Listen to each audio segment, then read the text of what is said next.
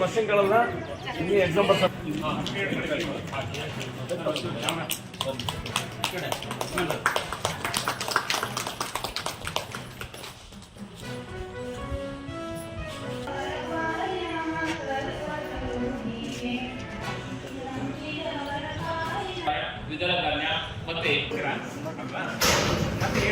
Questions ಕೇಳೋದು ತತ್ವಗಳನ್ನ ಅಳವಡಿಕೆ ಮಾಡ್ಕೊಂಡು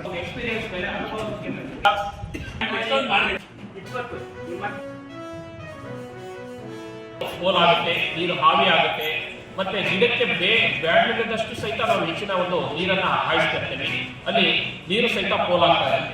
ಈ ನಿಟ್ಟಿನಲ್ಲಿ ಈ ಹನಿ ಮತ್ತು ತುಂತುರು ನೀರಾವರಿ ಅಥವಾ ಏನು ಡ್ರಿಪ್ ಮತ್ತೆ ಸ್ಪ್ರಿಂಕ್ಲರ್ ಉಪಯೋಗಿಸೋದ್ರಿಂದ ನೀರಿನ ಒಂದು ಮಿತ ಬಳಕೆ ಆಗುತ್ತೆ. ಕನಿಷ್ಠ ಒಂದು 30ರಿಂದ 40% ಅಷ್ಟು ನೀರಿನಲ್ಲಿ ನಮಗೆ ಉಳಿಕೆ ಆಗುತ್ತೆ.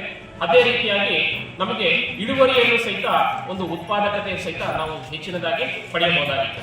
ಇದರಲ್ಲಿ ಈಗ ಈ ಹನಿ ನೀರಾವರಿ ಪದ್ಧತಿ ಅಳವಡಿಕೆಯಿಂದ ನಮಗೆ ಒಂದು ಕೂಲಿ ಆಳುಗಳ ಒಂದು ಸಮಸ್ಯೆಯನ್ನು ಸಹಿತ ನೀವು ನೀಗಿಸಬಹುದು.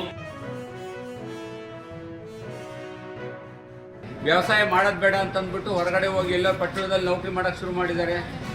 ಖಂಡಿತವಾಗಲೂ ಸಹ ರೈತ ಬಂಧುಗಳೇ, ಈ ಒಂದು ಶೋಚನೀಯ ಸ್ಥಿತಿ ರೈತರದು. ಅಂಥ ಸಂದರ್ಭದಲ್ಲಿ ನಾವು ನೈಸರ್ಗಿಕ ಕೃಷಿ ಪದ್ಧತಿಗೆ ಹೋದರೆ ಎಷ್ಟೆಷ್ಟು ಅನುಕೂಲ ಅನ್ನೋದ್ರ ಬಗ್ಗೆ ನಿಮ್ಗೆ ಹೇಳ್ತೀನಿ. ಅಂದರೆ ಸ್ಥಳೀಯ ಸಂಪನ್ಮೂಲಗಳನ್ನು ಬಳಕೆ ಮಾಡೋಂಥ ಪದ್ಧತಿ.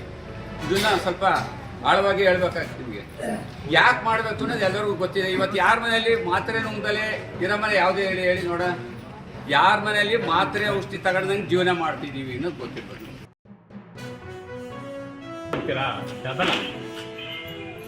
ಆಯ್ತಾ? Water requirement daily.